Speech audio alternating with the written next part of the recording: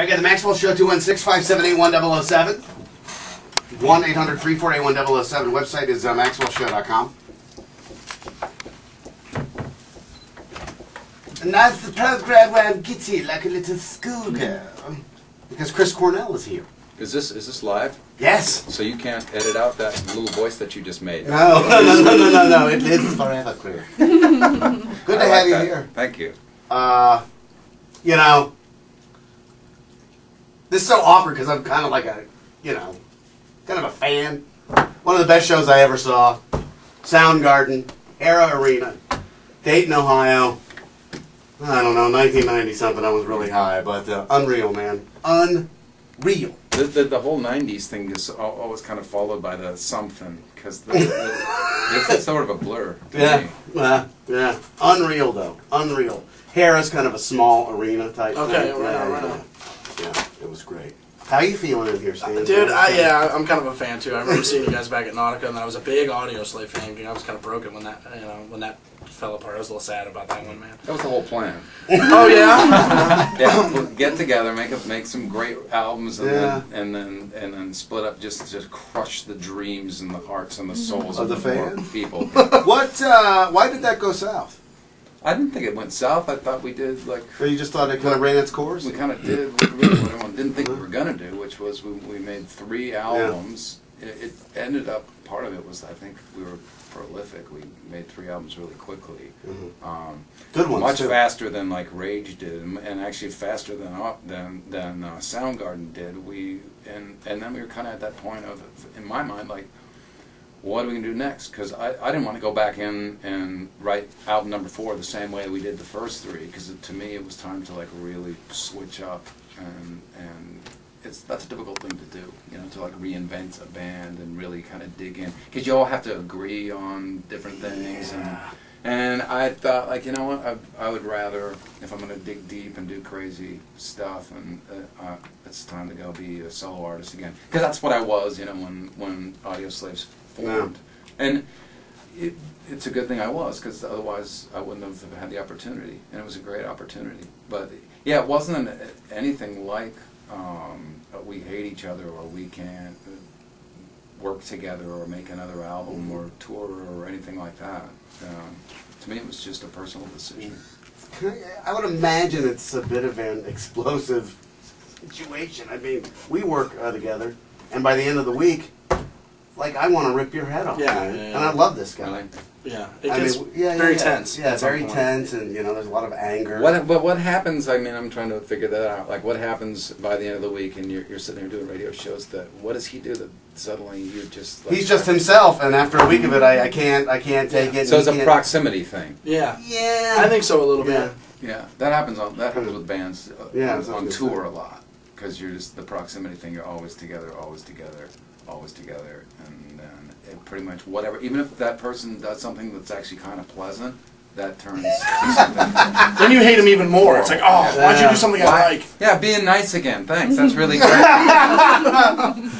I gotta ask you this, Chris. The big, I was online last week. All the guys Soundgarden at the Cinnabon. Yeah. Is that true? Was that like a real article? You guys were hanging out at a Cinnabon in Seattle? Oh, how the times have changed. Kim manages he's the night manager at the Cinnabon. Yeah, that's all true.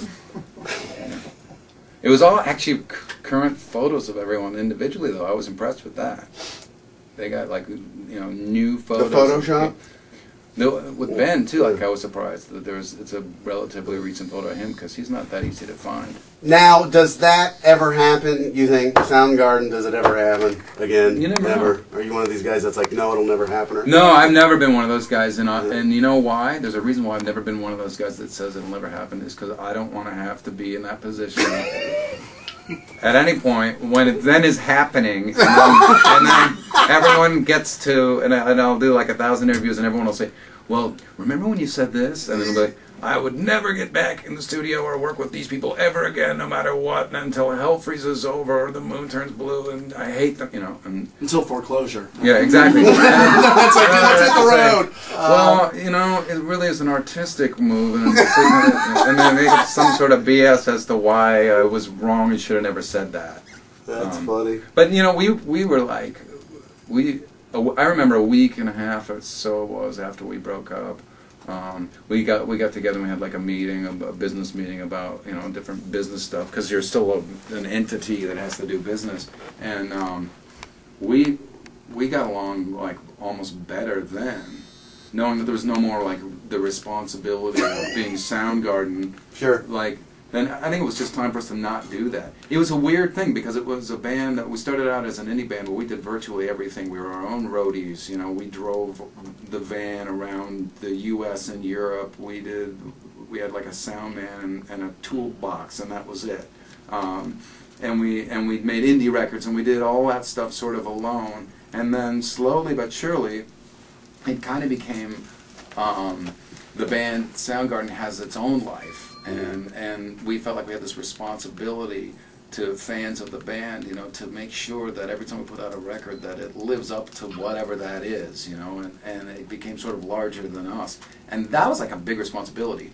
And the last record, which is my favorite, Down on the Upside, we finally, we produced it ourselves, we mixed it ourselves, it was all us, and it kind of was like, okay, we've done it, we've done everything that we can do, and if we move on forward, it just is a lot of opportunities to then start screwing stuff up. Like, I didn't want to That's be... cool that you... I didn't want to be like, one of those bands where someone quits and you keep limping along, or you make records that aren't that great and you put them out anyway. Yeah.